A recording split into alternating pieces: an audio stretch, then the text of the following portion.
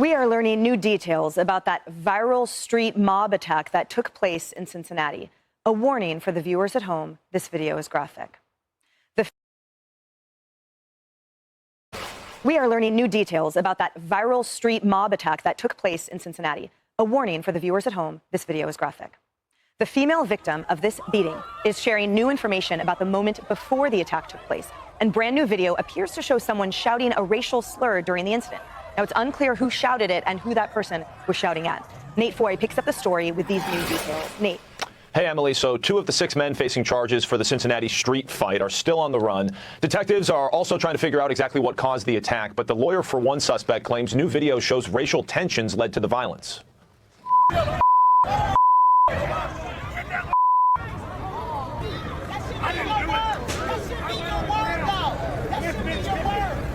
So more than that, the Cincinnati Police Department, quote, has been made aware of Ku Klux Klan flyers being distributed in various communities within our city, end quote. Cincinnati Mayor Aftab Pureval, back from his heavily criticized vacation in Canada, is now trying to unite the city. The racial dynamics of this fight are unavoidable, and some have cynically used the opportunity to try and divide us along racial lines. That is a choice we must firmly reject. The most recent arrest happened over the weekend. Dominique Kittle's lawyer says he suffers from paranoid schizophrenia.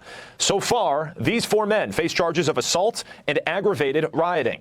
One of the suspects, Jermaine Matthews, bonded out of jail on Friday. He's out on a conditional release wearing an ankle monitor. Meanwhile, as you mentioned, Emily, the lone female victim named Holly is speaking publicly now for the first time after receiving nearly $350,000 in donations for her medical and legal cost.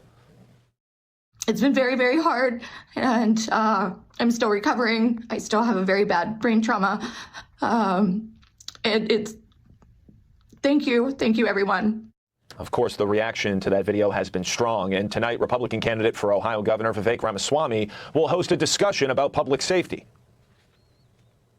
Too many Americans and too many people in Cincinnati don't even feel safe to go into their own home city. I say, no, we got to talk about it in the open, because this issue of urban crime, it is politically incorrect in some circles. I don't care about political correctness.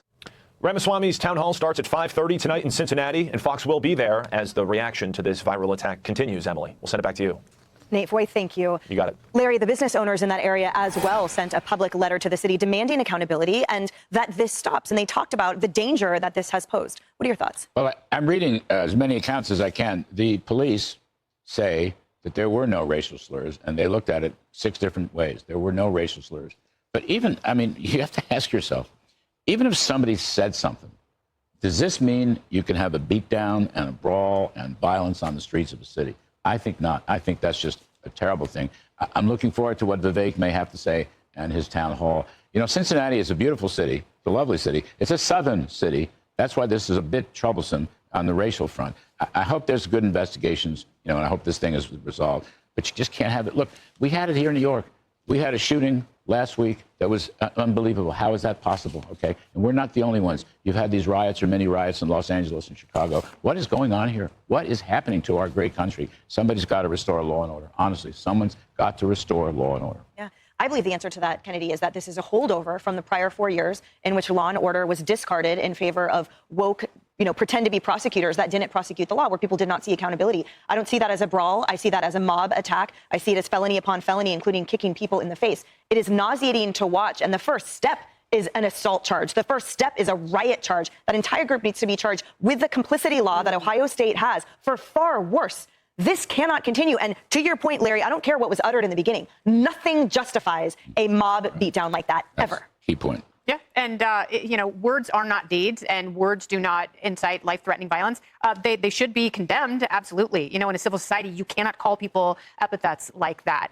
But also, for Holly, and I read that she had tried to intervene and stop the fight. Right. Never do that, especially as a woman. Like, avoid conflict at all costs. Do not insert yourself, because you are much more likely to get injured like that, even though she probably had really good intentions and wanted to stop everything, and a lot of people feel that way. But, I don't want to see other people get hurt and get wrapped up in melee replays like this, but a lot of people operate with impunity because they have been activated by the political left who loves incitement. I mean, they have been advertising how, they hope that someone gets shot in one of the ICE altercations because that will justify the resistance. It doesn't. We do not have a place in our society for this kind of violence, and people shouldn't be scared. And the mayor is a nutless wonder for leaving town and not confronting this and bringing a city together and having the tough conversation that Vivek wants to have. He's showing us who he is, though. And Yes. we're always grateful to see who the bad actors are. And he's a bad actor because he's not doing the right thing. And he didn't do the right thing. Reading a tepid statement is nothing. No, I mean, he probably didn't even write it. Tepid. Yeah. Right? But, what I'm thinking about now is that young woman, Holly.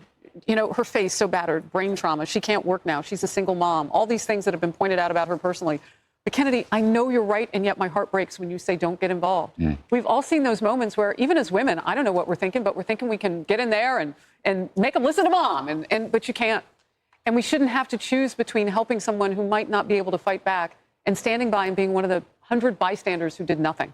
Right? One 911 call, that entire thing. There's a difference between calling 911 and intervening like that. That's right. And a woman by herself, as vulnerable as can be, so going into a mob of guys. It's like the odds are stacked against her. No, you're right. And Molly, speaking of women, I mean, there's still been no apology nor accountability for the city council woman who said they begged for this beatdown. She said once she knew the whole story. That is despicable coming from an elected official. I'm waiting for her termination. Not the only elected official that implied that the victims were in some way to blame here. Vice Mayor Michelle Kearney has said, we condemn the violent actions of the instigators of the fight, as well as the violent actions of those who responded to the provocation. So there's almost an element of additional victimization here, where as everything is unpacked, and there was a very confusing scene, and there were a lot of people who claim that they were actually just trying to break this up, that in fact, there's an element of victim blaming. And they're pushing back on that. Ken Cooper, the president of the Fraternal Order, as your point earlier, Larry, was that he said he spoke to the investigators and that there was absolutely zero evidence so far that suggested that they've done interviews. Nothing suggests the victims were the ones that started this mob attack. Here's the thing. This sounds like a street gang looking for trouble.